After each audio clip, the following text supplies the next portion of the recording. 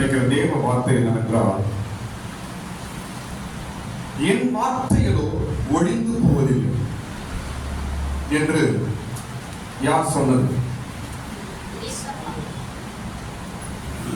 என் வார்த்தைகளோ ஒழிந்து போவதில்லை என்று இயேசு சொன்னார். வானமும் பூமியும் ஒழிந்து போகும், என் வார்த்தைகளோ ஒழிந்து போவதில்லை. எங்க படிக்கிறோம்? எல்லாரும் எழுங்க. லூக்கா சுவிசேஷம் நிறைய 3 லூக்கா இருக்குது, மார்க் இருக்குது, மத்தேயு எல்லாத்துக்கும் இந்த வார்த்தை இருக்குது. லூக்கா 21ஆம் அதிகாரம் 33ஆம் வசனம். லூக்கா சுவிசேஷம் 21ஆம் அதிகாரம் 33ஆம். வானமும் பூமியும் ஒழிந்து போம், என் வார்த்தைகளோ ஒழிந்து போவதில்லை. ஸ்தோத்திரம். இன்றைக்கு நாம் பார்க்கிற இந்த வானம், இந்த பூமி, நாம் பார்க்கிற இந்த சூழ்நிலைகள் எல்லாம் ஒரு நாள் ஒழிந்து போகும். ஸ்தோத்திரம். நாம் நினைக்கிறோம் பைபிள் இதானே அப்படின்னு நினைக்கிறோம். இன்றைக்கு நம்ம பெருசா தெரிகிறதெல்லாம் வானம் பெருசா தெரியுது, பில்டிங் பெருசா தெரியுது, பூமி பெருசா தெரியுது, டெக்னாலஜி பெருசா தெரியுது, மனிதனுடைய அந்தஸ்து பெரிதாய் தெரிகிறது. ஸ்தோத்திரம். ஆனால் பைபிள் சொல்லுகிறது அவைகள் எல்லாம் மாயை, அவைகள் எல்லாம் ஒரு நாள் இல்லாமல் போய்விடும், ஒழிந்து போய்விடும். இன்றைக்கு எது உனக்கு பெருசா தெரியுதோ ஒரு நாள் அவைகள் இல்லாமல் போகும். இன்றைக்கு எது உனக்கு சிறியதாய் தெரியுதோ அதுதான் ஒரு நாள் பெரிதாய் நிற்க போகிறது. கரையில தட்டுங்க. அதுதான் ஒரு நாள் ஒரு பெரிய காரியமாய் நிற்க போகிறது. கர்த்தருக்கு ஸ்தோத்திரம். வானமும் பூமியும் ஒழிந்து போகும், என் வார்த்தைகளோ ஒழிந்து போவதில்லை. கடவுளுடைய வார்த்தை தான் வல்லமை உள்ளது, அதை யாராலும் ஒழிக்க முடியாது. அதுதான் உங்க கையில் இருக்கிற பைபிள். இந்த பைபிளை ஒழிக்கும்படிக்கு எத்தனையோ சதி திட்டங்கள் நடந்தது, இன்னும் நடந்து கொண்டுதான் இருக்குது. பைபிள் இருக்கக்கூடாது, பைபிள் பிரிண்ட் பண்ணக்கூடாது, பைபிள் யாரும் படிக்கக்கூடாது, பைபிளே இந்த உலகத்தில் இருக்கக்கூடாது என்று எத்தனையோ ராஜாக்கள், சாம்ராஜ்யங்கள் எழும்பி இதை அழிக்கும்படி பிரயாசப்பட்டார்கள், கஷ்டப்பட்டார்கள். ஆனால் பைபிளை அழிக்கவே முடியல. சொன்னவங்க எல்லாம் அழிஞ்சு போயிட்டாங்க. அதுதான் பைபிளின் மகத்துவம், அதுதான் வேதத்தின் ஒரு அற்புதம். இயேசு சொன்ன வார்த்தை நடக்குது. என் வார்த்தை ஒழிந்து போவது கிடையாது. ஸ்தோத்திரம். எல்லாம் ஒழிந்து போகும், என் வார்த்தை ஒழிந்து போவதில்லை. ஸ்தோத்திரம். இன்னொரு வார்த்தை சொல்றேன் பாருங்க. வார்த்தை ஒழிந்து போவதனால் நாமும் ஒழிந்து போவதில்லை. ஸ்தோத்திரம். பைபிள் வார்த்தை நம்ம கையில் இருக்கிறதுனால நாமும் ஒழிந்து போக முடியாது. நிறைய பேர் உங்களை பத்தி நினைச்சிருக்கலாம், இவன் ஒழிஞ்சு போக மாட்டானா, இது ஒழிஞ்சு போவாதா, இந்த வீடு ஒழிஞ்சு போவாதா, இந்த குடும்பம் ஒழிஞ்சு போவாதா, இதுங்க இங்கிட்டு ஒழிஞ்சு போவாதா என்று எத்தனையோ பேர் உன்னை குறித்து அப்படி நினைத்திருக்கிறான். ஆனால் இன்றைக்கும் வரைக்கும் நீ அப்படியே இருக்கிறாய் என்றால் காரணம் உனக்குள் இருக்கிற வேத வார்த்தை, உன் கையில் இருக்கிற வேத வார்த்தை, உன் கையில் இருக்கிற பைபிள். அதனால் இன்றைக்கு வரைக்கும் நாம் ஒழிந்து போகாமல் இருக்கிறோம். ஸ்தோத்திரம். நம்முடைய மகத்துவம் அல்ல, நம்முடைய ஞானத்தினால் பலத்தினால் அல்ல. ஸ்தோத்திரம். தேவ வார்த்தையின் வேலை நடந்து கொண்டிருக்கிறது. கர்த்தருக்கு ஸ்தோத்திரம். வானமும் பூமியும் ஒழிந்து போகும், என் வார்த்தைகளோ ஒழிந்து போவதில்லை. ஸ்தோத்திரம். இந்த இடத்துல இயேசு இந்த வார்த்தையை சொல்லி இருக்கிறதுக்கு பல காரணங்கள் உண்டு.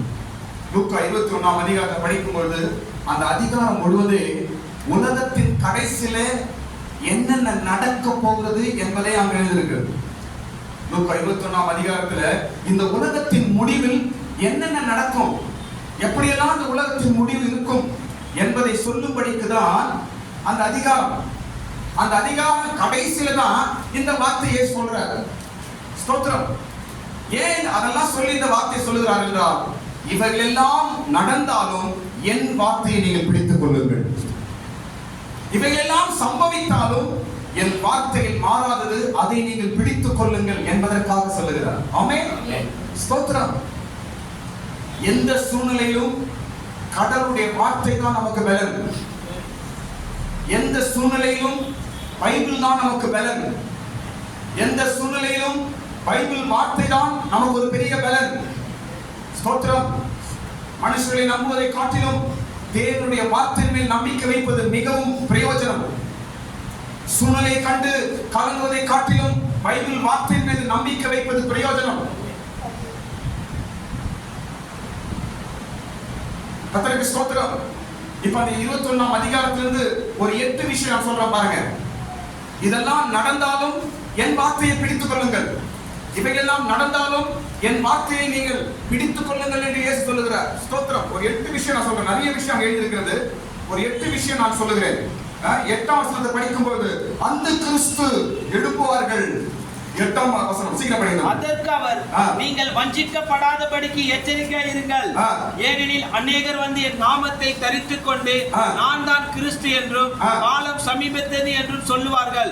அவர்களை பின்பற்றாதீர்கள். அந்த கிறிஸ்து வருவான், ஆனாலும் என் வார்த்தை ஒழியாது, அதை பற்றிக் கொள்ளுங்கள். நான் தான் கிறிஸ்து என்று சொல்லுவார்கள். இன்னைக்கே உலகத்தில் நான் தான் ஜீசஸ் சொல்ற நிறைய பேர் இருக்கிறாங்க. நெட்ல போட்டு அடிச்சு பாருங்க. நான் தான் ஜீசஸ், நான் தான் இயேசு என்று சொல்லுகிற கிட்டத்தட்ட 10, 12, 12 பேர் இருக்கிறாங்க. அவங்க பின்னாடியே ஜனம் சுத்துறாங்க. ஸ்தோத்திரம். இதெல்லாம் பைபிள் எழுதி இருக்கிறது. இன்னும் நாட்கள் எழுப்போம், நான் தான் இயேசு, காலம் சமீபமாயிற்று, நான் தான் கிறிஸ்து என்று சொல்லுவார்கள். ஆனாலும் அந்த நேரத்தில் நம்ம என்ன செய்யணும்? வசனத்தை பிடித்துக் கொள்ள வேண்டும். ஸ்தோத்திரம். இன்னைக்கு பைபிள் தான், வசனம் தான் முக்கியம். அதை தான் இம்பார்ட்டன்ட் பண்ணணும். பைபிள் சர்ச்சையா இருக்கட்டும், எல்லா இடத்திலும் பைபிள் தான், வசனத்தை தான் பேசணும். இன்னைக்கு அதை பேசுறதே கிடையாது.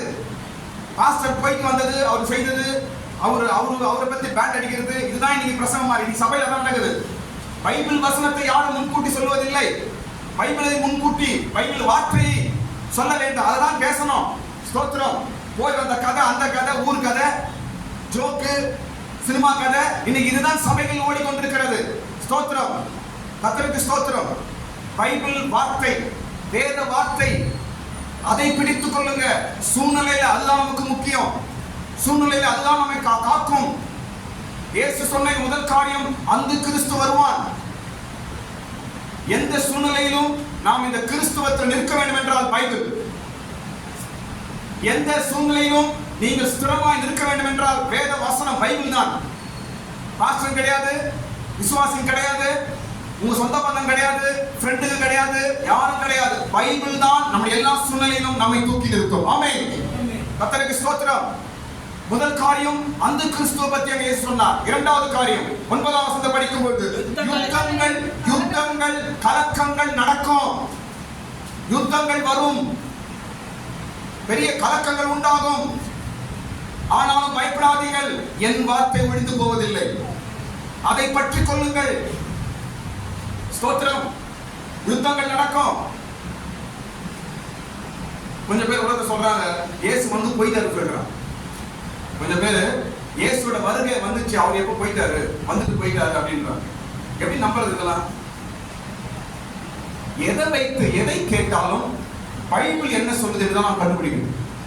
யார் என்ன பேசினாலும், உலகத்தில் என்ன நடந்தாலும், என்ன சொன்னாலும், எந்த சூழ்நிலைகள் உன் வாழ்க்கையில் நடந்தாலும் பைபிள் என்ன சொல்லுது என்று நீ ஆராய்வாய் என்றால் உன்னை ஒருவரும் ஆசைக்க முடியாது.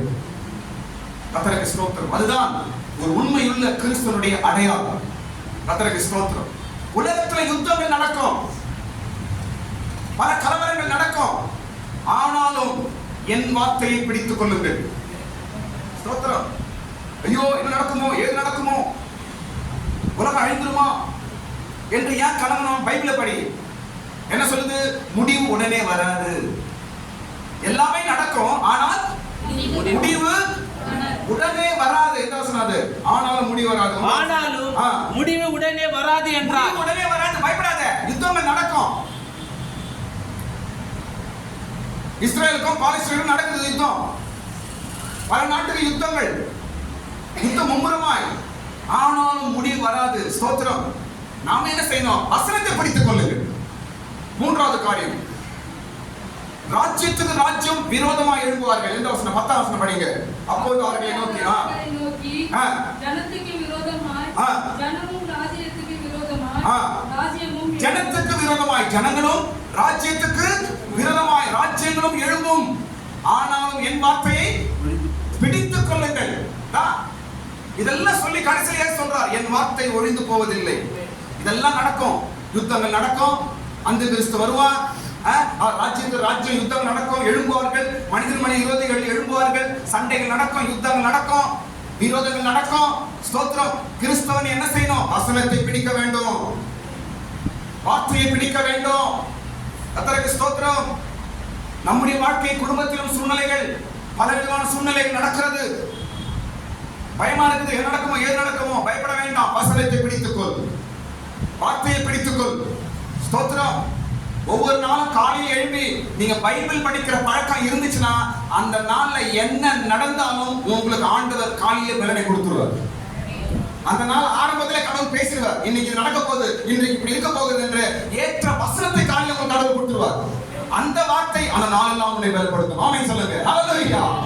உன்னை பலப்படுத்தும். ஸ்தோத்திரம். ராஜ்யங்களுக்கு ராஜ்யம் எழும்பும், விரோதமாக எழும்பும், ஆனாலும் என் வார்த்தையை பிடித்துக் கொள்ளுங்கள். ஸ்தோத்திரம். அடுத்தது நான்காவது சொல்றோம், பூமி அதிர்ச்சிகள் உண்டாகும். 11 வசனம் படிங்க. பல இடங்களில் பூமி அதிர்ச்சிகளும் கொள்ளை நோய்களும் உண்டாகும். வானத்திலிருந்து பயங்கரமான தோற்றங்களும் பெரிய அடையாளங்களும் உண்டாகும். ஆமென். பூமி அதிர்ச்சிகள் உண்டாகும், வானத்திலே பல அடையாளங்கள் உண்டாகும், பயங்கரங்கள் உண்டாகும், ஆனாலும் என் வார்த்தையை பிடித்துக் கொள்ளுங்கள். இதெல்லாம் ஒழிந்து போகும், என் வார்த்தையோ ஒழிந்து போவதில்லை. என் வார்த்தையோ ஒழிந்து போவதில்லை. ஸ்தோத்திரம். இதெல்லாம் சொல்லி கடைசியில இயேசு சொல்வதற்கு காரணம் என்ன? என் வார்த்தை தான் நிற்கும், என் வார்த்தை ஒழிந்து போவாது, என் வசனம் ஒழிந்து போவாது, அதை பிடித்துக் கொள்ளுங்கள் என்றுதான் அர்த்தம். ஸ்தோத்திரம். பூமி அதிர்ச்சிகள் உண்டாகும், பஞ்சங்கள் உண்டாகும், அப்புறம் என்ன உண்டாகும்? கொள்ளை நோய்கள் உண்டாகும், ஆனாலும் என் வார்த்தை ஒழிந்து போவதில்லை. ஸ்தோத்திரம். இதெல்லாம் நடக்கும், வசனத்தை பிடித்துக் கொள்ளுங்கள் என்று கர்த்தர் சொல்லுகிறார். அடுத்தது 14 வசனம் படிங்க. இவைகளெல்லாம் நடப்பதற்கு முன்னே என் நாமத்தின் நிமித்தம் அவர்கள் உங்களை பிடித்து இல்ல 16 வசனம் 16 சகோதரராலும்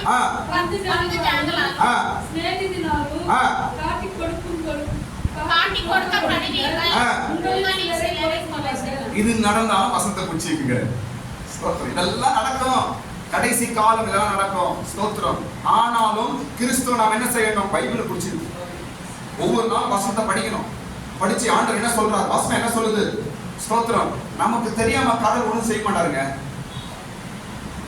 கடவுளுடைய பிள்ளைகள் நமக்கு தெரியாம நாம் சொல்றோம் பாரு, உங்களுக்கு தெரியாம உங்க ஸ்ட்ரீட்ல ஒண்ணு நடக்காது, உங்களுக்கு தெரியாம உங்க சொந்த பந்தத்தில் ஒண்ணு நடக்காது. கர்த்தர் உங்களுக்கு வெளிப்படுத்துவார். நீங்க ஜெபிக்கிறவர்களா வேத வாசிக்கிறவர்களா இருந்தால் என்ன நடக்கும் என்பது கர்த்தர் முன்கூட்டி வெளிப்படுத்துவார். ஸ்தோத்திரம். கர்த்தருக்கு ஸ்தோத்திரம். கர்த்தருடைய வசனத்தை பிடித்துக் கொள்ள என்ன சொல்றாரு? பெற்றோர்களாலும் சகோதரராலும் சிநேகிதராலும் பந்துக்களாலும் நீங்கள் காட்டிக் கொடுக்கப்படுவீர்கள். இவங்கெல்லாம் பகைப்பாங்க, இவங்கெல்லாம் காட்டி கொடுத்துருவாங்க. ஐயோ நான் இப்படி நம்பினே, அப்படி நம்பினே, இவங்க இப்படி இருக்கிறாங்களே, நம்ம சொல்ல வேண்டிய அவசியம் கிடையாது. ஸ்தோத்திரம். இவர்கள் எல்லாரும் காட்டி கொடுக்கப்படுவீர்கள். ஸ்தோத்திரம். உங்களை காட்டி கொடுப்பார்கள், உங்களை விரோதிப்பார்கள், பகைப்பார்கள். அப்பா அம்மாவே காட்டி கொடுப்பாங்க. முதல் வார்த்தை யாரு அந்த வசனத்துல? பெற்றோர்கள். பெற்றோர்களே விரோதமா எழும்புவார்கள். பைபிள் எழுதிருக்குது, ஆச்சரியம் கிடையாது. எங்க அம்மாவே இப்படி சொல்றாங்களே, எங்க அப்பாவே இப்படி சொல்றாரே. ஸ்தோத்திரம். கடைசி காலத்தில் நடக்கும். நாம் என்ன செய்யணும்? பைபிளை பிடித்துக் கொள்ள வேண்டும், வசனத்தை பிடித்துக் கொள்ள வேண்டும். ஸ்தோத்திரம். பைபிள் ரீடிங் மிக மிக முக்கியம். பைபிளே படிக்காதவங்க கலங்கி போய் ஒன்னும் தெரியாம போய் மாட்டுவாங்க எங்கேயாவது. ஆனா பைபிள் படிக்கிறவன் தெளிவா இருப்பான். வேதத்தை படிக்கிறவன், வேதத்தை தியானிக்கிறவன், வேதத்தை நம்புகிறவன் தெளிவா இருப்பான். ஸ்தோத்திரம். கர்த்தருடைய வார்த்தை நம்மை தெளிவாய் நடத்தும். ஸ்தோத்திரம். அடுத்து பாருங்க 17ஆம் வசனம் படிக்கும் போது, என் நாமத்தின் நிமித்தம் எல்லாராலும் பகைக்கப்படுவீர்கள். என் நாமத்தின் நிமித்தம் எல்லாராலும் பகைக்கப்படுவீர்கள். அப்போ என்ன செய்யணும்? நீங்க என்ன செய்யணும்? என் வார்த்தையை பிடித்துக்கொள். அதான் அந்த அதிகாரத்துடைய சொல்லக்கூடிய கருத்தை தான். ஸ்தோத்திரம். இதெல்லாம் ஒழிந்து போகும், என் வார்த்தையோ ஒழிந்து போவதில்லை. ஸ்தோத்திரம். அழியாத ஒரு வார்த்தை நமக்கு தந்திருக்கிறார், அழியாத ஒரு வேதத்தை நமக்கு தந்திருக்கிறார். சூழ்நிலைகள் மாறும், உலகத்தின் சூழ்நிலைகள் மாறும். இன்னைக்கு பாக்குற எம்எம்டி இப்படி இருக்காது, இன்னைக்கு பாக்குற ஊர் இப்படி இருக்காது, இன்னைக்கு பாக்குற மனுஷன் இருக்காது, இன்னைக்கு பாக்குற அரசியல் இப்படி இருக்காது, இப்படி இன்னைக்கு பாக்குற தலைவர்கள் இப்படி இருக்க மாட்டாங்க. எல்லாம் மாறுவாங்க, எல்லாம் மாறும். ஸ்தோத்திரம். நீங்க பாக்குற மனுஷர்கள் இப்படி இருக்க மாட்டாங்க, மாறுவாங்க. உன்னை சுத்தி இருக்கிற சொந்த பந்தங்கள் இப்படி இருக்க மாட்டாங்க, மாறுவாங்க. நீ என்ன செய்யணும்? பைபிள். பெற்றோரே மாறி போவாங்க, ஆனால் மாறாதது வேதம். உன் சிநேகிதர்கள் மாறி போவார்கள், ஆனால் மாறாதது வேதம். உன் பிள்ளைகள் மாறி போவார்கள், ஆனால் மாறாதது வேதம். இன்றைக்கு நீ பார்க்கிற வானம் மாறி போகும், நீ பார்க்கிற பூமி மாறி போகும், உலகம் மாறி போகும், எல்லாம் மாறி போகும். ஸ்தோத்திரம். 10-20 வருஷத்துக்கு முன்னாடி இருந்த பட்டணம் ஊரும் இன்னைக்கு ஊரும் எப்படி இருக்குது? சென்னை எல்லாம் மாறி இருக்குதுங்க. இன்னும் 20-30 வருஷத்துக்கு எப்படி வரும்? எல்லாம் மாறும். ஸ்தோத்திரம். மாறாதது ஒன்று என்னுடைய கருத்துல இருக்கிற வேத புத்தகம் மாறாது. கரங்களை பைபிள் மேல உயர்த்துங்க, உங்க கையில இருக்கிற பைபிளை மேல உயர்த்தி பிடிங்க. இந்த வேதம் மாறாதது, இந்த சத்தியம் மாறாதது. வானம் பூமி ஒழிந்து போனாலும் இந்த வசனம் ஒருபோதும் மாறுவதில்லை. இதுதாங்க உங்களையாய் பார்த்து கொண்டே இருக்கும். உங்க நிலைமையை நல்லா பார்க்கிறது உங்க கையில இருக்கிற பைபிள் தான். உன் நிலவரத்துக்கு உனக்கு உதவி செய்வது உன் கையில் இருக்கிற பைபிள் தான். உன் நிலவரத்துக்கு உனக்கு பதில் கொடுப்பது உன் கையில் இருக்கிற பைபிள் தான். உன் சூழ்நிலையில உனக்கு ஆறுதல் கொடுப்பது உன் கையில் இருக்கிற பைபிள் தான். உன் கண்ணீரை துடைப்பது உன் கையில் இருக்கிற பைபிள் தான். உன் தனிமையிலே உன்னோடு கூட இருந்து உன்னை அரவணைப்பது உன் கையில் இருக்கிற பைபிள் தான். ஸ்தோத்திரம். எத்தனையோ மிஷனரிங்க நாட்டை விட்டு, ஊரை விட்டு, தேசத்தை விட்டு, பாஷையை விட்டு, கடல் கடந்து இங்க வந்தாங்க. எதை நம்பி? பைபிளை நம்பி வந்தார்கள். ஆமென். கையில வேத புத்தகத்தோடு இங்க வந்தாங்க. அவங்க யாருங்க இருந்தாங்க? சாப்பாடு வேற, பாஷை வேற, சூழ்நிலை வேற. இங்க இருக்கிறவங்க எல்லாம் படிப்பறிவு இல்லாத இந்திய ஜனங்கள், நாகரிகமற்றவர்கள். இவர்கள் மத்தியில வந்து அவங்க எதை நம்பி வந்தாங்க? கையில் இருக்கிற வேதத்தை, ஜீவனுள்ள வசனத்தை நம்பி வந்தார்கள். அவர்கள் வந்தார்கள், சாதித்தார்கள். இன்னைக்கு இந்தியா ஓரளவுக்கு நாகரிகத்திலும் பண்பாட்டிலும் நல்ல அறிவிலும் புத்தியிலும் முன்னேறி நிற்பது என்றால் மிஷனரிகள் செய்த தியாகம் தான். அந்த மிஷனரிக்கு வந்த தைரியம் எப்படி? பைபிள் தான்.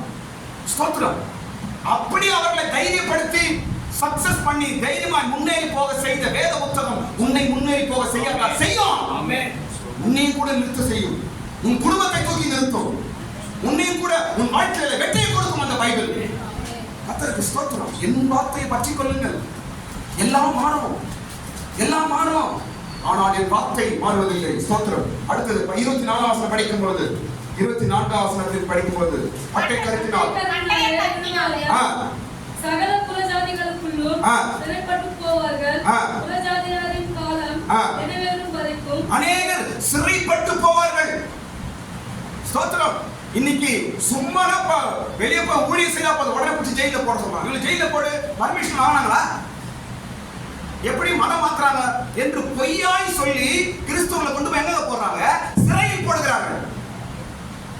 இன்னைக்கு விரோதங்கள் அதிகமாயிடுச்சு. மதம் மாத்துறாங்க என்று சொல்றாங்க. கர்த்தருக்கு ஸ்தோத்திரம். நான் ஒரே வார்த்தை சொல்ல கவனிங்க. அவன் மதம் மாத்துறதுக்காக பயப்படலங்க. நம்ம கையில் இருக்கிற பைபிளுக்கு பயப்படுறாங்க. உன் கையில் இருக்கிற வேத புத்தகத்திற்கு இந்த சமுதாயம் பயப்படுகிறது. நம்ம கையில் இருக்கிற பைபிளுக்காக இந்த உலகம் பயப்படுகிறது. ஸ்தோத்திரம். அதில் இருக்கிற வல்லமையை கண்டு பயப்படுது. அதில் இருக்கிற அதிகாரம், அதில் உள்ள பைபிள் இருக்கிற சக்தியை பார்த்து இந்த சமுதாயம் உலகம் பயப்படுகிறது. ஸ்தோத்திரம். ஏனென்றால் இந்த வேதம் உலகத்தை மாற்றும். இந்த வேதம் மனிதனை மாற்றும். இந்த வேதம் சூழ்நிலையை மாற்றும். இந்த வேதம் படிப்பறிவு இல்லாதவனை ஞானியாய் மாற்றும். இந்த வேதம் தரித்திரனை ஐஸ்வரனாய் மாற்றும். இந்த வேதம் திக்கற்றவனை உயர்ந்த மனுஷனாய் மாற்றும். இந்த வேதம் விழுந்து போனவனை தூக்கி நிறுத்தும். ஸ்தோத்திரம். சிறைப்பட்டு போவார்கள். அநேக சிறைப்பட்டு போவாங்க. ஸ்தோத்திரம். சும்மா வெளியே போய் இயேசுவை பத்தி சுவிசேஷம் சொல்ல போயிருப்போம். உடனே நம்ம என்ன சொல்றாங்க? மதம் மாற்றுகிறார்கள் என்று சொல்லி அவங்க கொண்டு போய் சிறையில வைக்கிறாங்க, ஜெயில போறாங்க. நீ காமனா போயிச்சிடலாம். ஸ்தோத்திரம். ஆனா பயப்படாதீங்க. என்ன செய்யணுமா? வேதத்தை பிடித்துக்கொள். பைபிள் ஆல்ரெடி இயேசு எழுதியிருக்கிறாரு. லூக்கா 21ஆம் அதிகாரத்துல இயேசு எழுதியிருக்கிறாரு. சிறையில போடுவாங்க. நாம என்ன செய்யணுமா? பைபிளை பிடித்துக்கொள்ள வேண்டும். உலகத்துல நடக்கும். நீங்க பைபிளை படிச்சீங்கன்னா உங்க குடும்பத்துல கூட எது குழப்பமே வராது. குடும்பத்துல குழப்பம், கன்ஃபியூஸ், பிள்ளைகளை குறித்து, எதிர்காலத்தை குறித்து, எதை குறித்தும் குழப்பமே இல்லாத ஒரு மனிதன் யார் என்றால் வேதம் படிக்கிறது. தெளிவா இருப்பானவன். கர்த்தருக்கு ஸ்தோத்திரம். அடுத்த காரியம் பாருங்க. 25ஆம் வசனம் படிக்கும்போது 25ஆம் வசனம் படிக்கும்போது சூரியனிலும் சந்திரனிலும் நட்சத்திரங்களிலும் அடையாளங்கள் தோன்றும். பூமியின் மேலுள்ள ஜனங்களுக்கு தத்தளிப்பும் இடுக்கணும் உண்டாகும். ஆமென். சூரியனிலும் சந்திரனிலும் என்ன உண்டாகுமா? அடையாளங்கள் தோன்றும், மாற்றங்கள் தோன்றும். ஸ்தோத்திரம். அது சயின்டிஸ்டுக்கு, உலகத்தாரங்களுக்கு தான் புதுசா இருக்கலாம். நம்மளுக்கு புதுசு கிடையாது. எங்களுக்கு பழசுதான். எங்களுக்கு தெரியுங்க. சூரியன்ல மாற்றம் வரும், சந்திரன்ல மாற்றம் வரும், எங்களுக்கு தெரியும். உலகத்துல அடையாளங்கள் நடக்க என்று எங்களுக்கு தெரியும். சயின்டிஸ்ட் ஆச்சரியமா பார்க்கலாம், உலக ஜனங்களா ஆச்சரியமா பார்க்கலாம். ஐயோ இப்படியா, என்ன ஆகுமோ தெரியலையே, ஒரு பெரிய கல்லு வருதான் பூமியை நோக்கி, என்ன ஆகுமோ தெரியலையே என்று உலகத்தார் பயப்படலாம். நீயா பயப்படுற? உனக்குதான் எழுதியிருக்குதே, சந்திரனிலும் சூரியனிலும் அடையாளங்கள் நடக்கும் என்று எழுதியிருக்கிறதே. நாம் என்ன செய்ய வேண்டும்? வேதத்தை பிடித்துக் கொள்ள வேண்டும். ஸ்தோத்திரம். பைபிளை பிடித்துக் கொள்ள வேண்டும். எல்லா சூழ்நிலையிலும் நாம் வேதத்தை மாத்திரம் பிடித்துக் கொள்ள வேண்டும். கர்த்தருக்கு ஸ்தோத்திரம். வானமும் பூமியும் ஒழிந்து போகும், என் வார்த்தைகளோ ஒழிந்து போவதில்லை. ஸ்தோத்திரம். இப்போ அடுத்த ஒரு விஷயம் சொல்ற கவனிங்க. ஏன் தேவ வார்த்தை ஒழிந்து போவதில்லை? இப்போ ஒரு கேள்வி. ஏன் தேவனுடைய வார்த்தை ஏன் ஒழிந்து போவதில்லை என்பதற்கு ரெண்டு காரணங்களை சொல்றோம் பாருங்க. ஏன் தேவ வார்த்தை ஒழிந்து போவதில்லை என்று இயேசு சொன்னார். இந்த உலகம் எல்லாம் ஒழிஞ்சு போயிடுமா? எல்லாம் ஒழிஞ்சு நாசனமாய் எல்லாம் அழிஞ்சு போகும். ஆனா பைபிள் வார்த்தை, ஆண்டவர் சொன்ன வார்த்தை ஒருபோதும் ஒழிந்தே போவாது என்று சொன்னார். ஏன்? 2 காரணங்கள். ஸ்தோத்திரம். முதலாவது காரணம் ஏனென்றால் இயேசுதான் வார்த்தை. அதனால் அது ஒழிந்து போகவே போகாது. கரங்களை தட்டுங்க. ஹல்லேலூயா. இயேசுதான் அந்த வார்த்தை. அதனால் அந்த வார்த்தை ஒழிந்து போகவே போகாது. ஸ்தோத்திரம். இயேசுதான் வார்த்தை. எங்க படிக்கிறோம் அத? யோவான் சுவிசேஷம். யோவான் சுவிசேஷம் 1ஆம் அதிகாரமா? 1ஆம் அதிகாரத்துல படிக்கிறோம். அந்த மாம்சம், அந்த வார்த்தை மாம்சமாகி பூமியில வந்து படிக்கிறது இல்ல. முதல்ல படிப்போம் தம்பி. ஆனா இது படிக்கிறோம். ஆதியிலே வார்த்தை இருந்தது, அந்த வார்த்தை தேவனிடத்தில் இருந்தது, அந்த வார்த்தை தேவனாய் இருந்தது, அவர் ஆதியிலே தேவனோடு இருந்தார், சகலமும் அவர் மூலமாய் உண்டாயிற்று, உண்டானது ஒன்றும் அவராலே அல்லாமல் உண்டாகவில்லை. கர்த்தருக்கு ஸ்தோத்திரம். ஆதியிலே வார்த்தை இருந்தது. வார்த்தை என்னவா மாறிச்சாம்? மாம்சமாய் மாறி உலகத்துக்கு வந்தது. ஸ்தோத்திரம். யார் அது? இயேசுதான். அவர்தான் வார்த்தை. ஏன் வார்த்தை ஒழிந்து போவாது என்று இயேசு சொன்னார்? இயேசுதான் வார்த்தை. ஸ்தோத்திரம். பிதா, குமாரன், பரிசுத்த ஆவியானவர் திரித்துவ தேவன்.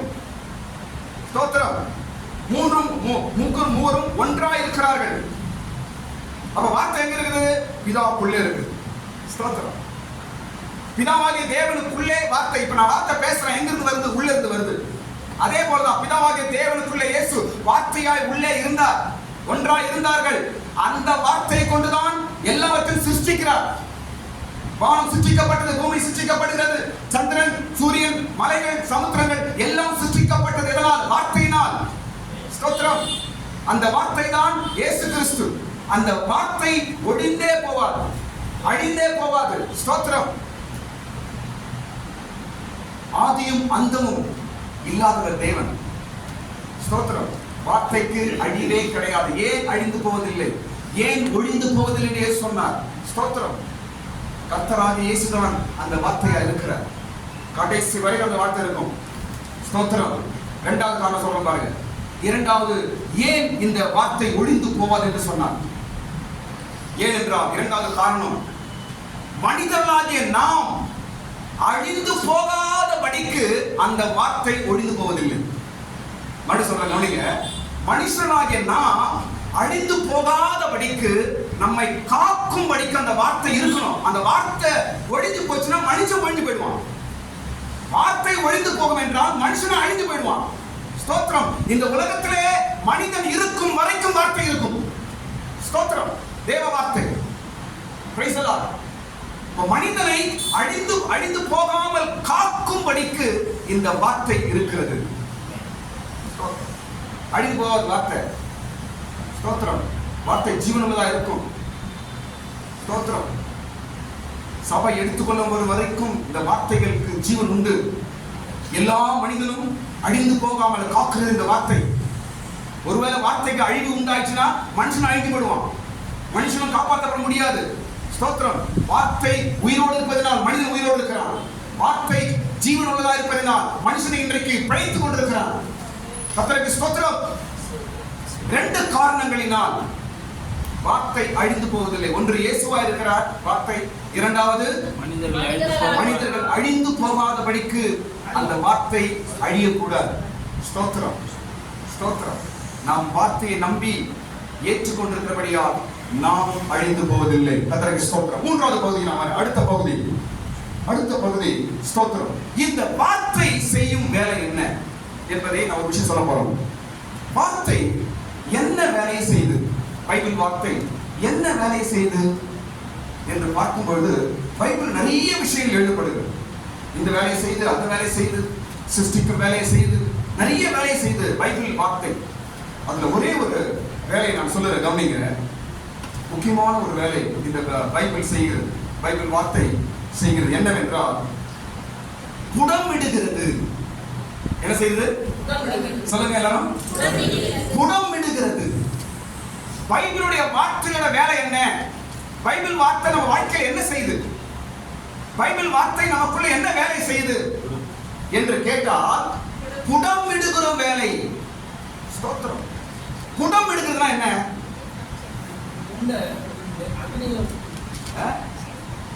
புடமிடுகிறது. நிறைய சொல்லலாம். புடமிடுகிறது என்றால் வெளியே தெரியாத அந்த வேலை. ஒரு புண்ணு என்ன சொல்றாங்க, உள்ள என்ன ஆயிடுச்சுன்னா என்ன வச்சுச்சது புடமிட்டுச்சு அப்படின்னு சொல்றோம். புண்ணு ஒரு காயம் அடிபட்டுச்சுன்னா உள்ள காயம் என்ன ஆகுது? புடமிட்டுச்சு சொல்லுவோம். அது வெளியே தெரியுமா? வெளியே தெரியாது. அது உள்ளதான் வேலை செய்யும், வெளியே ஒண்ணுமே தெரியாது.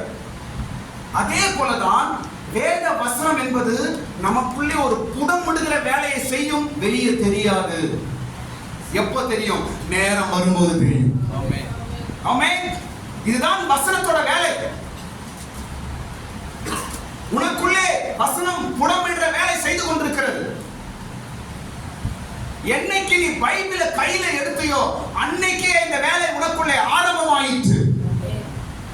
என்னைக்கு நீ வேத வசனத்தை கையில எடுத்தையோ அன்னைக்கே இந்த புடமிடுற வேலை உனக்குள்ளே ஆரம்பமாயிற்று. இது உள்ளே புடமிடுற வேலை, வெளியே தெரியாதுங்க. வெளியே பார்த்தா சாதாரணமா தெரியும், உங்களை பார்த்தா வெளியே பார்த்தா ஒண்ணும் தெரியாது. ஆனால் உள்ளே இந்த வசனம் வேலை செய்து கொண்டிருக்கிறது. இது எங்க படிக்கிறோம்? சங்கீதம் 105ஆம் சங்கீதம் 19ஆம் வசனத்துல நாம் படிக்கிறோம். 105ஆம் சங்கீதம் 19ஆம் வசனம் படிங்க. அங்க ஒரு ஆளை இந்த வசனம் புடமிட்டது. கர்த்தர் சொன்ன வார்த்தை நிறைவேறும் அளவும் அவருடைய வசனம் அவனை புடமிட்டது. கர்த்தருடைய வார்த்தை நிறைவேறும் வரைக்கும் அவருடைய வசனம் அவனை புடமிட்டது.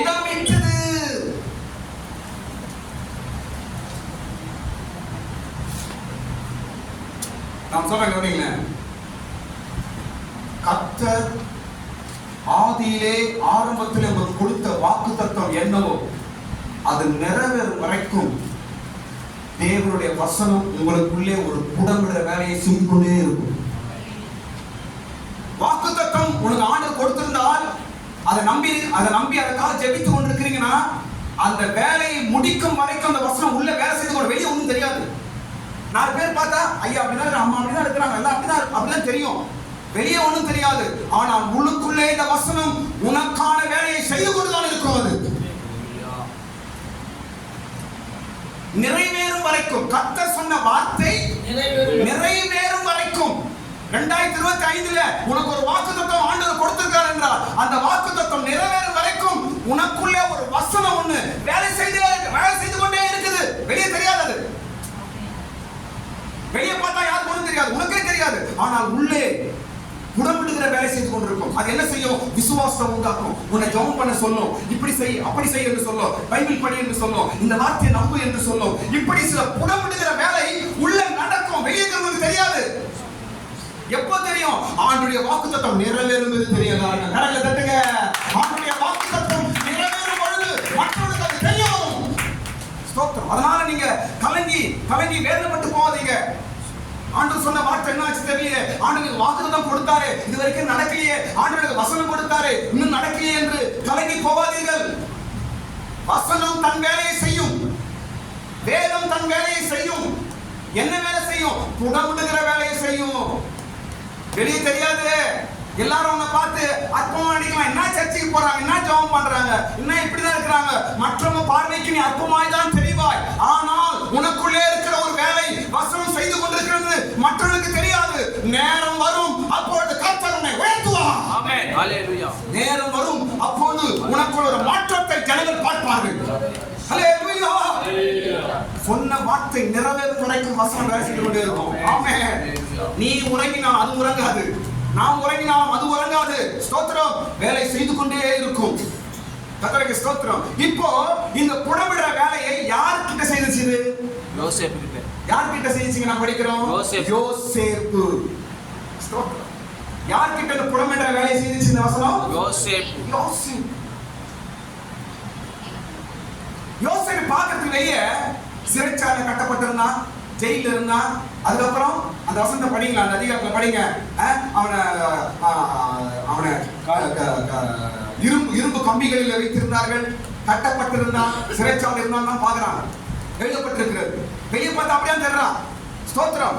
வெளியே பார்த்தா அவன் ஒரு மாதிரி ஒரு கெட்டவன் போலையும், அவன் ஒரு கெட்ட வேலை செய்தவன் போலையும், அவன் ஜெயில இருக்கிற போலையும் வெளியே பார்த்தா அப்படிதான் தெரியுது. ஆனால் அவனுக்குள்ளே ஒரு வசனம் வேலை செய்யறது யாருக்கு தெரியல. ஆமென். படிங்க வசனம் படிங்க சீக்கிரம் மேல. அவன் கால்களை விலங்கு போட்டு ஒடுக்கினார்கள். விலங்கு போட்டு காலை ஒடுக்கினார்கள். அவன் பிராணன் இரும்பினால் அடைபட்டு இரும்புக்குள்ள இருந்தது. அப்புறம் கர்த்தர் சொன்ன வார்த்தை நிறைவேறும். மேல வசனம் போங்க. அவர்களுக்கு முன்னாலே ஒரு புருஷனை அனுப்பினார். படி. யோசேப்பு சிறையாய் வைக்கப்பட்டான். அவர் தேசத்திலே பஞ்சத்தை வருவித்து ஆதாரம் என்னும் ஆதரவு போரை முடித்தார். அடுத்து நான் அபிஷேகம் பண்ணினவர்களை நீங்கள் தொடாமலும் என்னுடைய தீர்க்கதரிசிகளுக்கு தீங்கு அவர்களை ஒடுக்கும்படி ஒருவருக்கு இடப்படாமல் அவர்கள் நிமித்தம் ராஜாக்களை கடிந்து கொண்டு அவர்கள் ஒரு ஜனத்தை விட்டு மறுஜனம். போதும். அவர் சிறைச்சாலை வச்சாங்க. அப்புறம் என்ன? இரும்பு கம்பிக்குள்ள வைச்சார்கள். அப்புறம் வேற என்ன? விலங்கு போட்டார்கள். இதெல்லாம் வெளியே தெரியுதுங்க. வெளியே பார்க்கறதுக்கு அவனை விலங்கு போட்டிருக்கிறான், சிறைச்சாலை வச்சாங்க, அவனை கைதியா வைக்கிறாங்க. இதுதான் வெளியே தெரியுது. ஸ்தோத்திரம்.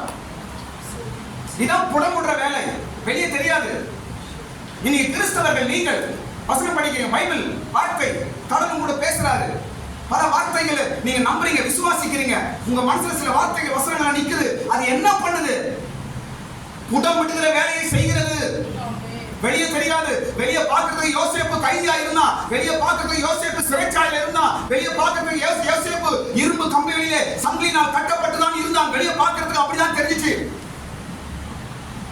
மனுஷங்க பார்வைக்கு நீங்க நானும் அப்படிதான் இருப்போம். ஜனங்களோட பார்வைக்கு நீங்க நாங்களும் அப்படிதான் இருப்போம்.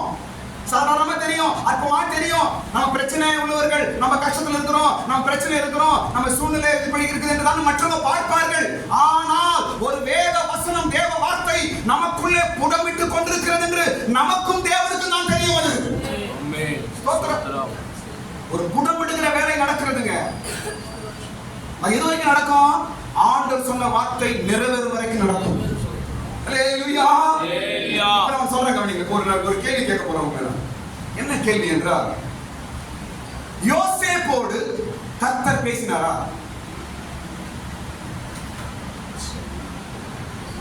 சொல்லுங்க. யோசேப்போடு கர்த்தர் பேசினாரா?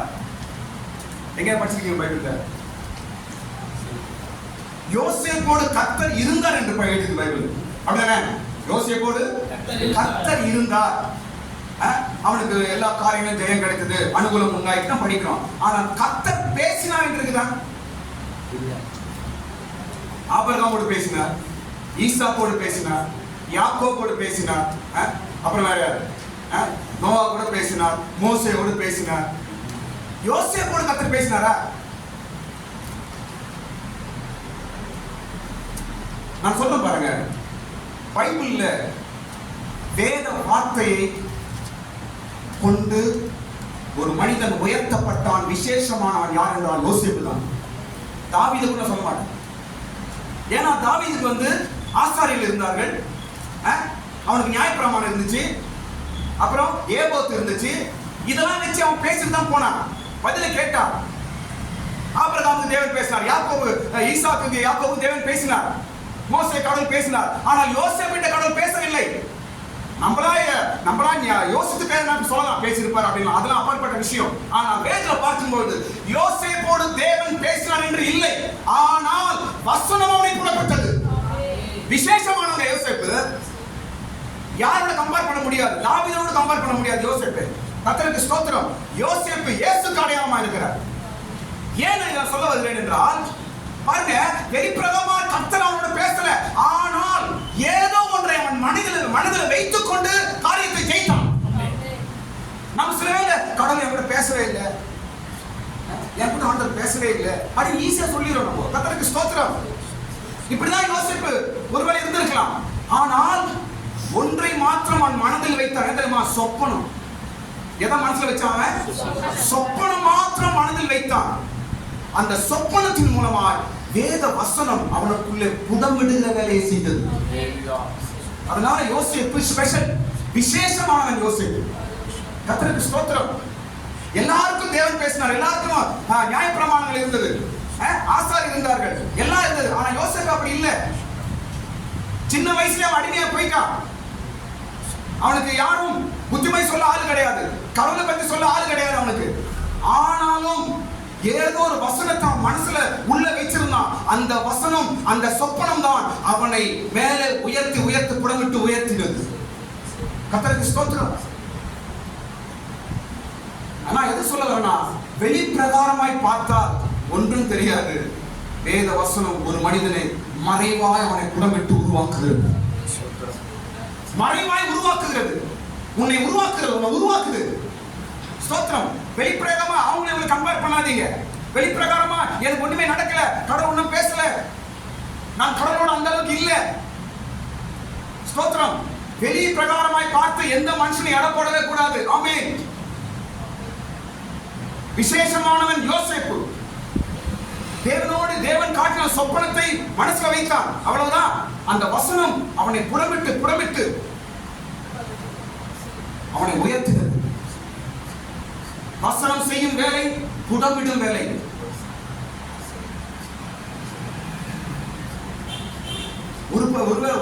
ஒருவேளை வெளிப்பிரகாரமாய் நான் மற்றவர்களுக்கு ஒரு ஆவிக்குரிய மனுஷங்களா இல்லாம தெரியலாம், வெளிப்பிரகாரமா அற்பமானவர்களாய் தெரியலாம். ஸ்தோத்திரம். ஆனால் நமக்குள்ள ஒரு வசனம் வேலை செய்து கொண்டிருக்கிறது. தைரியமா இருங்க. நான் உங்களை போல இல்லை, இவங்களை போல இல்லை, நான் ஆவிக்குரிய வாழ்க்கையில் அந்த அளவுக்கு இல்லை என்று உங்களை நீங்க தாழ்த்தி எடை போடாதீங்க. ஸ்தோத்திரம். யோசிப்பை நினைத்துக் கொள்ளுங்கள். அவனுக்கு என்று ஒரு தரிசனம் இருந்தது. அந்த தரிசனத்தை உள்ள வச்சு அவ்வளவுதான். கடவுள் பேசுறாரா இல்லையா அது அவனுக்கு தெரியல. அவனுக்கு என்று ஒரு தரிசனம் இருந்தது. தேவனை அழைத்தார், தேவன் என்னோடு கூட இருக்கிறார் என்ற ஒரு தரிசனத்தை நீங்களும் காத்துக் கொள்வீர்கள் என்றால் நீங்களும் வசனத்தினால் புடமிடப்படுவீர்கள். அந்த வசனம் உங்களை உணர்த்தும், அந்த வசனம் உங்களை உருவாக்கும். கர்த்தருக்கு ஸ்தோத்திரம். புடமிடுகிற வேலையை வசனம் செய்கிறது. தேவ வார்த்தை. கர்த்தருக்கு ஸ்தோத்திரம். அடுத்த பகுதி நான் சொல்லி முடிக்கிறேன் சீக்கிரம். அடுத்த பகுதி என்னவென்றால், வேத வசனத்தை பாருங்க, வேத வசனத்தை வார்த்தையை நாம் கை கொள்ளாதபடிக்கு நம்மை தடைப்படுத்துகிற 5 காரியங்கள் நாம் சொல்ல முடியும். ஏன் நாம் பைபிளை ஃபாலோ பண்ண முடியாம போறோம்? ஏன் பைபிளை நம்ம அதிகமா கை கொள்ள முடியாமல் போகிறோம்? ஏன் வசனத்தை அதிகமா நம்ம வாழ்க்கையில நம்ம எடுத்துக்கொள்ள முடியாமல், அதை சார்ந்து, அதை நம்பி, அதை பலனாய் ஏன் வசனத்தை நாம் எடுத்துக்கொள்ள முடியவில்லை? ஒரு மனிதன் வேத வசனத்தை கை கொள்ளாதபடிக்கு எப்படி அவன் மோசம் பண்ணப்படுகிறான் என்ற ஒரு 5 விஷயம் சொல்ற பாருங்க. முதல் காரியம் 34ஆம் வசனத்துல இயேசு எழுதியிருக்கிறார். 33 இந்த வசனம், வானமும் பூமி ஒழிந்து போனாங்க என்ற வசனம். 34ஆம் வசனம் அடுத்த வசனத்துல இயேசு எழுதுறார் பாருங்க. ஒரு 4 விஷயம் சொல்றாரு. ஸ்தோத்திரம். என்னவென்றால், நீங்கள் ஜாக்கிரதையா இருங்கள், எச்சரிக்கையா இருங்கள் என்று சொல்லுகிறார். முன்னாடி என்ன சொல்றாரு? 33ல வானமும் பூமி ஒழிந்து போனாலும் என் வார்த்தைகள் ஒழிந்து போவதில்லை என்று வார்த்தையை பத்தி சொல்லிட்டாரு. அடுத்த வசனம் சொல்றாரு பாருங்க, அந்த வார்த்தை நீ கை கொள்ளாதபடிக்கு உன்னை மோசம் பண்ணுகிற 4 காரியங்கள் அங்கே சொல்றார் இயேசு. முதல் காரியம் என்ன? உங்கள் இருதயங்கள் பெருந்திண்டியினாலும் முதலாவது காரியம். முதல் காரியம் என்னவா? பெருந்திண்டியினால். போதும் இருங்க. 4 விஷயம். முதல் காரியம் என்னங்க? ஸ்தோத்திரம். பெருந்திண்டி என்ன? எப்ப பார்த்தாலும் சாப்பிடுறதா? சாப்பாடுக்கே வாழுறதா? சாப்பாடு சுத்துறதா? யூடியூப்ல வந்துருக்க சாப்பாட்டு ராமன் வந்துருக்க யூடியூப் நான் அடிக்கடி பார்ப்பாங்க. எவ்வளவுதான் சாப்பிடுறது இல்லை, அவரோட நேச்சர் பாவம். சோத்திரம். இத்தனைக்கு அவருக்கு சுகர் கடை, பிபி கடை, ஒண்ணு கிடையாது. நம்ம பார்த்து சாப்பிடணும். நம்ம தான் என்ன பிரச்சனை இல்லையா? பெருந்திண்டி லிமிட் சாப்பாட்டுல எப்படின்னு பார்த்து நம்ம இருக்கணும். அதற்கு ஸ்தோத்திரம். அந்த பெருந்திண்டி என்பது வேதத்தை நம்மிடத்தில் தூரப்படுத்துகிறது, பைபிளை நம்மிடத்தில் தூரப்படுத்துகிறது. ஸ்தோத்திரம்.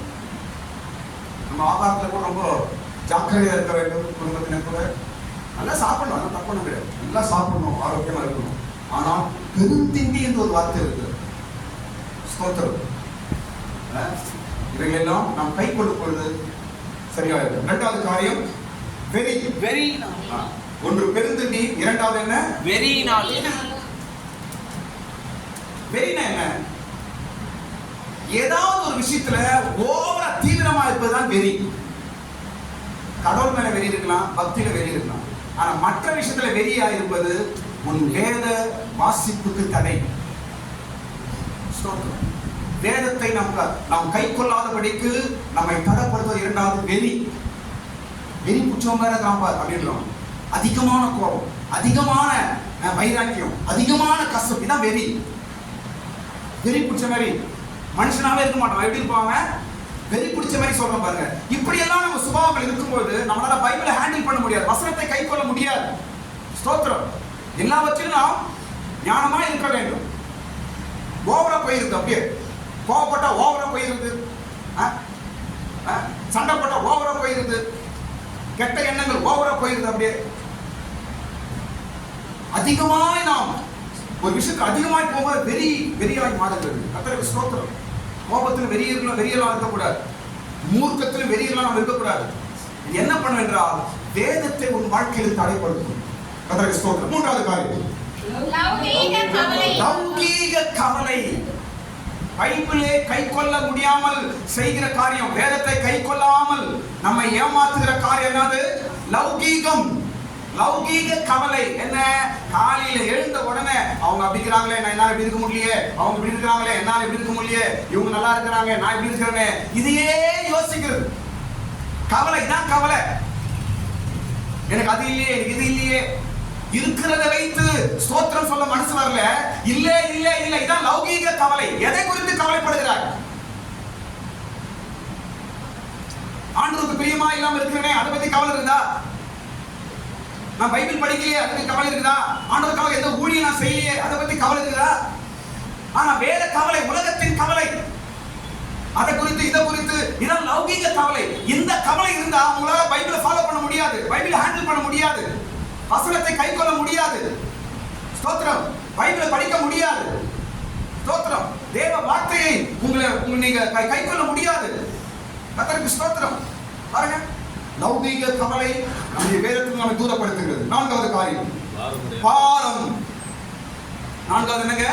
பாரம். பாரத்தை எடுத்துக்கொள்ளுங்க. எதை வச்சும் பாரப்படவே கூடாது, எதையும் பாரமா நினைக்கவே கூடாது. ஃபர்ஸ்ட் ஸ்தோத்திரம். எல்லாவற்றையும் இயேசுவின் கரத்துல ஒப்பு கொடுத்து நீங்க ஜெபம் பண்ணி முன்னாடி போகணும். நீங்க பாரமா எப்ப பார்த்தாலும் பாரமா இருந்தீங்கன்னா உங்களால பைபிளும் படிக்க முடியாது, பைபிளை நீங்க உங்க வாழ்க்கையில நீங்க கை கொள்ள முடியாது. வசனத்தை நீங்க கை கொள்ளவே முடியாது. ஸ்தோத்திரம். எதையும் பாரமா, குடும்பத்தை பாரமா நினைக்காதீங்க, பிள்ளைகளை பாரமா நினைக்காதீங்க, ஒவ்வொரு நாளும் குடும்பத்தை நடத்துற விஷயத்தை பாரமா நினைக்காதீங்க. ஸ்தோத்திரம். எல்லாம் கர்த்தர் பார்த்துக் கொள்வார், கர்த்தர் கிருபை தருவார், கர்த்தர் நடத்துவார் என்று சொல்லுங்க. ஆச்சரியமா உங்களுடைய வாழ்க்கை முன்னாடி போகும். ஆமென். ஸ்தோத்திரம். பாரம் வேத வசனத்தை கை கொள்ளாமல் செய்கிறது. பாரம் நம்மை வேத வசனத்தை பின்பற்ற முடியாமல் செய்கிறது. பாரம் பைபிளை பத்தி யோசிக்க வைக்காதவங்கள. ஸ்தோத்திரம். பைபிள் வசனம் மிக முக்கியம். அதுதான் நம்மை பிழைக்க செய்கிறது, அதுதான் நம்மை தூக்கி நிறுத்துகிறது, தாங்குகிறது. எந்த சூழ்நிலையிலும் நம்மை நிமிர்ந்து நிற்க செய்வது வேத வசனம் தான். ஆமென். ஹல்லேலூயா. அதனால் பாரத்தை விட்டு விடுங்க, லௌகிக கவலைகளை விட்டு விடுங்க. அடுத்தது என்ன? வெறிகள் நம்ம இருக்கக்கூடாது, வெறியாய் நம்ம இருக்கக்கூடாது. நான்காவது, பெருந்திண்டியாய் நாம் காணப்படக்கூடாது. நான்காவது. ஐந்தாவது, கடைசி ஒரே ஒரு காரியம் சொல்லி முடிக்கிறேன். ஐந்தாவது காரியம் என்ன தெரியுமா? வேதத்தை நாம் கை கொள்ள வேண்டும் என்றால், வேத வார்த்தை எப்போது நம்ம வசனத்தை நல்லா படிக்கணும், வசனத்தை ஃபாலோ பண்ணணும், வசனத்தை மனதில் வைக்கணும், நல்ல பைபிளை படிக்கணும் என்று ஆசைப்படுறவங்களுக்கு நான் சொல்ற ஒரே காரியம், உங்க ஃப்ரெண்ட்ஷிப்பை நீங்க சரியா வச்சாதான் நீங்க பைபிள் படிக்க முடியும். உங்க ஃப்ரெண்ட்ஷிப் சரியில்லைன்னா உங்களால பைபிள் படிக்க முடியும். நான் சொல்றேன் பாரு, வசனத்தின் ஆதாரத்தை நான் சொல்லுவேன். சங்கீதம் முதலாம் வசனம், முதல் 2 வசனம் படிங்க. சங்கீதம் முதல் 2 வசனம் படிங்க. துன்மார்க்கருடைய ஆலோசனையில் நடவாமலும், பாவிகளுடைய வழியில் நில்லாமலும், பரியாசக்காரர் உட்காரும் இடத்தில் உட்காராமலும், கர்த்தருடைய வேதத்தில் பிரியமாய் இருந்து இரவும் பகலும் அவருடைய வேதத்தில் தியானமாய் இருக்கிற மனுஷன் பாக்கியவான். வசனத்தை பத்தி எந்த வசனம் சொல்லுது? இப்போ பைபிளை பத்தி எந்த வசனம் சொல்லுது? பைபிளை படிங்க அப்படின்னு சொல்லி எந்த வசனம் சொல்லுதாங்க? 2ஆம் வசனம். எந்த வசனம் சொல்லுது? 2ஆம் வசனம் பைபிளை படிங்கன்னு சொல்லுது. முதல் வசனம் என்ன சொல்லுது? நீ நிக்கிறது எங்க, நீ உட்கார்றது எங்க, நீ நடக்கிறது எங்க, யார் கூட உட்கார்ற, யார் கூட நிக்கிற, யார் கூட நடக்கிற, இதை நீ சரி பண்ணாதான் நீ வேதத்தின் மேல தியானமா இருக்க முடியும். நீ நிக்கிறது உன் ஃப்ரெண்டுக்கு சரியில்லை, நீ உட்கார ஃப்ரெண்ட்ஷிப் சரியில்லை, நீ நடக்கிற ஃப்ரெண்ட்ஷிப் தெரியல, நீ பழகிற விதமே ஆளே சரியில்லை, எப்படி உனக்கு வேதத்தின் மேல தியானம் வரும்? ஃப்ரெண்ட்ஷிப் நீ சரியா இருந்தா நீங்க பைபிள் நல்லா படிப்பீங்க. நான் சொல்றேன் பாருங்க, உன் பழக்க வழக்கம் சரியில்லை என்றால் வாழ்க்கையில பைபிள் படிக்க மாட்டேங்க. உன் பழக்க வழக்கங்கள் சரியில்லை என்றால் உன்னால பைபிளை கையில தூக்கவே முடியாது. பரியாசக்காரன், பாவி, துன்மார்க்க, அவன் சொல்றது இவன் சொல்றது, ஊர் கதை ஊர் பேச்சு, அதெல்லாம் உன் மைண்ட்ல வச்சுட்டு உன் ஃப்ரெண்டுங்கெல்லாம் ஊர் கதை பேசுறவங்களா இருந்தா உன் மைண்ட்ல பைபிள் வருமா? உன் ஃப்ரெண்டுங்கெல்லாம் பரியாசம் பண்றவங்க, ஜோக் அடிக்கிறவங்க சுத்திட்டு ஜோக் பேசிட்டு இருந்தா உன் மைண்ட்ல பைபிள் படிக்க வருமா? தேவையில்லாத ஐடியா ஆலோசனை, அவனை போய் இந்த ஐடியா பண்ணலாமா அந்த ஐடியா பண்ணலாமான்னு ஊர்ல இருக்கிறவங்களை கேட்டவங்க கிட்ட போய் ஆலோசனை ஐடியா கேட்டா அந்த ஐடியா அவனை பைபிள் படிக்க விடுமா? முதலாவது நீ யாரோட நிற்கிறாய், யாரோட உட்காருகிறாய், யாரோட நடக்கிறாய் என்பதை சரிப்படுத்து. அதன் பிற்பாடு நீ வேதத்தில் தியானமாக இருக்க முடியும். பைபிள் படிக்க முடியாமல், பைபிள் படிக்க முடியலங்க, பைபிள் படிக்க நேரம் இல்லைங்க, போய் பைபிள் படிக்க முடியல. ஏன்னா அவன் மைண்ட் எல்லாம் டிஸ்டர்பா இருக்குது, அவன் பழக்க வழக்கங்கள் எண்ணங்கள் எல்லாம் டிஸ்டர்பா இருக்குது. வெளியே பழகுகிறவர்கள் தவறு. நான் சொல்றேன் பாருங்க, வீட்டுல கணவன் மனைவி, உங்களுடைய கணவன் மனைவியுடைய பழக்க வழக்கங்கள் கூட வேத படிப்புக்கு தடையா இருக்கக்கூடாது. கணவன் மனைவி பார்த்து கேட்கணும், பைபிள் படிச்சான்னு கேட்கணும். மனைவி கணவனை பார்த்து கேட்கணும், பைபிள் படிச்சான்னு கேட்கணும். பெற்றோர்கள் பிள்ளைகளை பார்த்து கேட்கணும், பைபிள் படிச்சா என்று கேட்கணும். இதாங்க ஸ்தோத்திரம். எல்லாம் ஒழிந்து போகும், ஆனால் தேவ வார்த்தை ஒழிந்து போவாது. அதான் முக்கியம். இதை தான் நாம் பிடித்துக் கொள்ள வேண்டும். இதுதான் நமக்கு உயிர், இதுதான் நமக்கு பலன், இதுதான் நம்மை தூக்கி நிறுத்தும், இதுதான் நம் குடும்பத்தை கட்டும், இதுதான் நம்முடைய பிள்ளைகளை கட்டும். ஸ்தோத்திரம். ஒழிந்து போகாத ஒன்று இதுதான். இதை நாம் பிடித்துக் கொள்வோமாக. ஸ்தோத்திரம். இது நம்மை குடமிடுகிற வேலை செய்கிறது. நமக்கு யோசேப்பை போல நம்மையும் கூட ஒரு நாள் தேவனுடைய வாக்குத்தத்தம் நிறைவேறும்படி நமக்கு செய்யும் ஒரு நாள் இது. ஆண்டவர் கொடுத்த வார்த்தை ஒரு நாள் வாழ்க்கையில் நிறைவேறும். ஸ்தோத்திரம். தேவனுக்கு நல்ல வார்த்தைக்காக ஸ்தோத்திரம் பண்ணுவோம். ஹalleluya. ஸ்தோத்திரம் ஆண்டவரே. துதிக்கிறோம் துதிக்கிறோம் துதிக்கிறோம் துதிக்கிறோம் துதிக்கிறோம் துதிக்கிறோம். ஹalleluya. ஸ்தோத்திரம் ஸ்தோத்திரம் ஆண்டவரே. ஸ்தோத்திரம் துதிக்கிறோம் ஆண்டவரே. துதிக்கிறோம் ஆண்டவரே. ஹalleluya. ஸ்தோத்திரம் ஆண்டவரே. ஸ்தோத்திரம் ஸ்தோத்திரம் ஸ்தோத்திரம் ஸ்தோத்திரம் ஸ்தோத்திரம் ஸ்தோத்திரம் ஸ்தோத்திரம். எந்த சூழ்நிலையும் அவர் அன்பினின்று என்னை பிரிக்காது காத்துக் கொள்வார். எந்த சூழ்நிலையும் அவர் அன்பினின்று என்னை பிரிக்காது காத்துக் கொள்வார். என்னை நம்பி